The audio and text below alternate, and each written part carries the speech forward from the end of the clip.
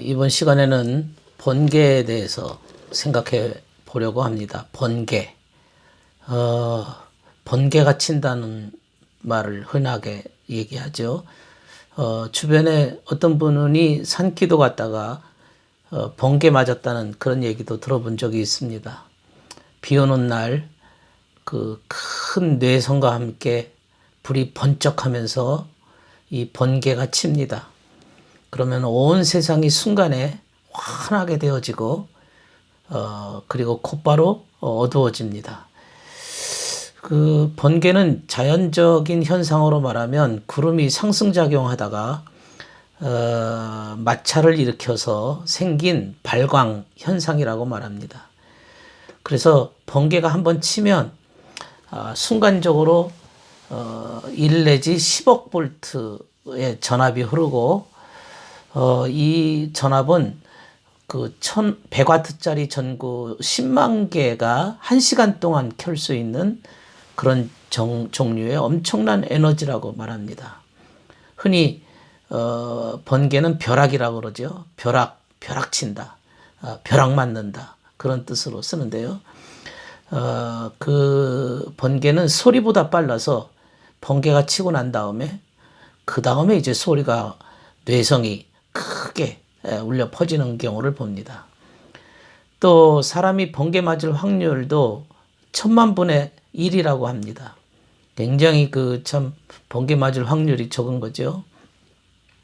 그러면 이런 자연현상, 이 번개라고 하는 자연현상이 그 성경에서는 뭐라고 의미하고 있는지를 한번 좀 생각해 보고자 합니다. 성경에는 번개가 동편에서 나서 서쪽의 번쩍임 같이 인자의 임함도 그러하리라. 그 다음에는 죽음이 있는 곳에는 독수리들이 모인다. 마태복음 24장 27절의 구절입니다. 참 어려운 구절이기도 합니다. 번개가 동편에서 서편까지 번쩍인다. 사실 번개는 동쪽에서 서쪽으로 번쩍거리는 것은 아닙니다. 그런데 왜 동편에서 서편으로 번쩍거린다고 말했을까요? 이것은 동쪽이 의미하는 의미와 서쪽이 의미하는 의미, 그 의미를 뭔가 우리에게 가르쳐주고자 하시는 그런 메시지가 담겨져 있습니다. 번개가 온 세상을 밝혔다가 곧바로 꺼지는 것처럼 그 초기 교회, 초대교회는 그 주님 사랑과 이웃 사랑이 아주 강렬했습니다. 근데 그들이 그렇게 처음에는 초기에는 환해졌다가 곧바로 이웃 사랑이 식어지고 종말에는 마치 독수리가 죽음이 있는 곳에 독수리가 모인다 할 정도로 그 죽음의 상태, 완전히 어두움의 상태로 떨어졌다. 그것을 우리에게 가르쳐 주고자 하는 얘기입니다. 이것은 교회와 개인의 영혼에 대한 그런 구절입니다. 동쪽에서 서쪽으로 번쩍인다. 이것은 교회가 밝아졌다가 어두워진다는 얘기인데 여기서 동쪽이라고 하는 것과 서쪽이라는 의미는 성경에 보면 동쪽에서 샘물이 터져 나온다. 동쪽에서 주님이 오신다. 이런 구절들이 있습니다. 그래서 동쪽이라고 하는 것을 의미할 때는 사랑의 상태를 이야기하는 것이고 서쪽이라고 하는 것은 사랑과는 멀어진 상태를 의미한다고 말할 수 있습니다. 그러니까 인자가 오심은 주님께서 오심은 상태 변화와 연관되었다는 그런 구절입니다. 상태 변화. 인간의 그 내면의 상태, 영혼의 상태, 그 영혼의 모습과 연관되어 있다는 거죠.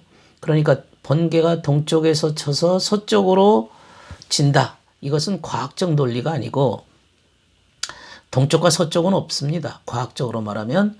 그러나 성경에서 뭔가 제시하고자 하는 영적인 의미, 동쪽이라는 이웃사랑과 서쪽이라는 사랑의 종교를 의미합니다. 사랑이 충만했다가 사랑이 식어져 버린 그런 상태, 진리에 대한 애정이 충만했다가 진리에 대한 애정이 곧바로 식어졌다는 그 시간적인 의미로 상태가 그렇게 진행되었다. 그런 얘기죠. 여기서 인자 오심은 그렇다 했는데 인자라는 것은 주님입니다. 주님. 보통 주님께서 인자라고 표현할 때, 이게 사람의 아들이라는 뜻인데요.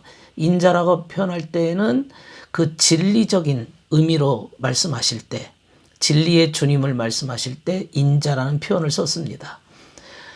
마태복음 16장 28절에도 보면 주님께서 이런 말씀을 하십니다. 여기 서 있는 사람 중에 인자가 그 왕권을 가지고 오는 것을 볼 자도 있을 것이다. 이게 주의 제자들한테 하신 말씀이거든요.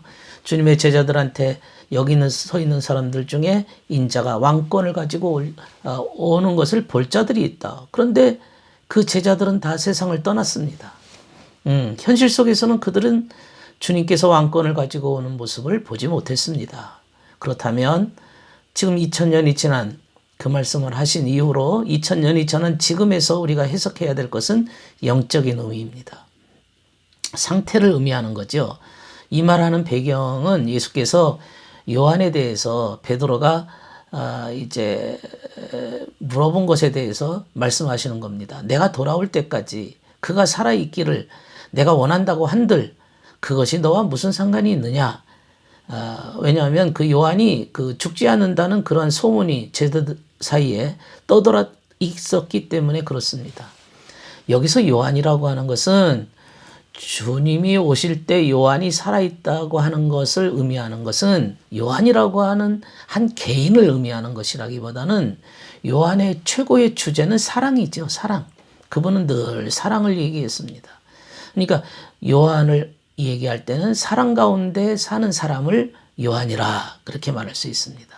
그러니까 주의 임재를 볼 수 있는 사람은 주님의 나라의 임재, 주님께서 왕권을 가지고 오는 모습을 볼 수 있는 자들은 사랑이 있는 자들입니다.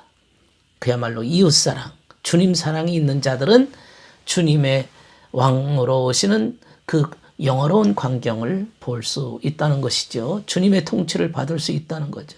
주님께서 왕권을 가지고 오시는 그 모습을 본다는 것은 주님의 통치를 받는다는 겁니다. 주님께서 이러한 주님을 사랑하는 자들의 주로 오시기 때문에 그렇습니다. 그러면 오늘날 우리들에게는 어떤 마음일까요? 거듭난 마음이겠지요. 주님을 사랑하는 마음, 진리에 대한 애정이 있는 마음 속에 주님이 찾아오신다 그런 뜻입니다. 그런데 빛이 동편에서 번쩍인 같이 또 서쪽에서 지었다. 그건 빛이 사라졌다는 의미 아닙니까?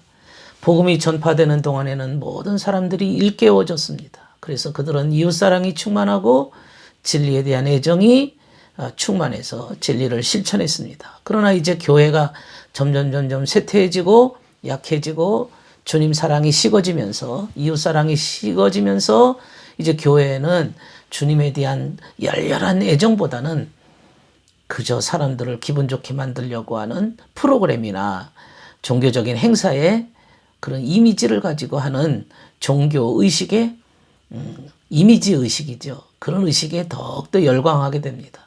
그러면서 그들의 마음속에는 사랑이 식어지게 됩니다. 이게 종교의 본질은 주님 사랑이고 이웃 사랑인데 이 열정이 마치 번개가 환하게 비쳤다가 곧바로 식어지는 것처럼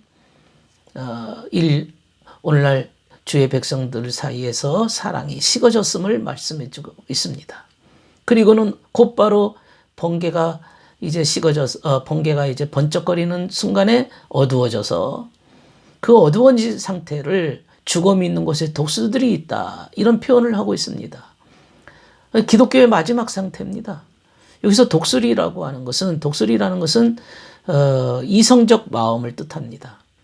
예, 이것은 이제 동물편에 말씀을 드렸는데요. 이성적 마음. 그 이성이 진리에 대한 이성과 합리성이 뛰어날 때는 높은 곳에 독수리가 올라갑니다. 독수리가 높은 곳에서 온 사방 팔방을 쳐다보면서 그 독수리의 밝은 눈으로 모든 것을 식별하고 분별할 수 있는 능력이 커진 겁니다. 이 교회의 모습입니다. 교회가 그렇게 이성적이고 합리적이면서 영적으로 하늘나라를 향해 나아갈 때는 굉장한 분별력을 발휘할 수 있었지만 시체가 썩어 있는 모습을 보면서 곧바로 수직 낙하를 하게 됩니다.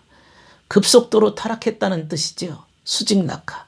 급속도로 타락해서 독수리가 썩은 고기에 이제 다시 말해서 정욕에 심취하고 있는 독수리의 모습은 오늘날 교인들의 모습이요, 교회의 모습이라고 말씀하고 있는 겁니다. 이것이 성경 말씀에 기록되어 있는 구절입니다.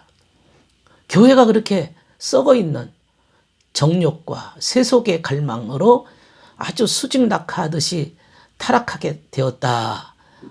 모든 사람들이 교회의 모습이 점점 초대교회 모습으로 돌아가자고 하는 얘기는 오늘날 초대교회 모습이 되지 못하고 있다. 너무나 세속적인 욕망에 그저 교회도 하나의 세속 프로그램이 들어와서 경영 마인드를 들고 들어오고 교회가 세속적인 관심을 갖게 되어지면 그저 마치 오늘 이 말씀처럼 독수리가 수직낙하에서 떨어지는 것과 같다는 겁니다. 그래서 주님께서는 오늘 이 번개를 통해서 우리에게 뭔가 깨달음을 주시는 겁니다. 그러나 좋은 뜻으로 이 번개는 주님의 얼굴은 그의 얼굴은 번개와 같다. 다니엘 10장 6절입니다. 번개처럼. 이게 엄청난 밝기죠. 그 엄청난 밝기처럼 주님의 얼굴이 그렇게 밝다. 어떤 면에서 밝다는 얘기입니까? 지혜지요. 주님의 지혜가 눈이 부실 정도로 밝은 모습을 그의 얼굴은 번개와 같다. 그렇게 표현을 합니다. 진리의 눈부심입니다. 마치 보석이 눈부시게 광채가 나는 것은 그 진리의 그 광채지요. 진리의 그 번뜩임, 진리의 눈부심입니다. 그 보석이 광채 나는 것처럼 진리의 눈부심이 주님의 모습이 그렇게 번개처럼 눈부시다. 그렇게 얘기합니다. 또 예레미야 10장 13절에 보면 그분은 비를 위해서 번개를 만드신다. 여기서 비라고 하는 것은 진리를 의미합니다. 신령한 진리의 깨우침을 말할 때 진리를 위하여 번개를 만든다. 진리의 깨우침입니다.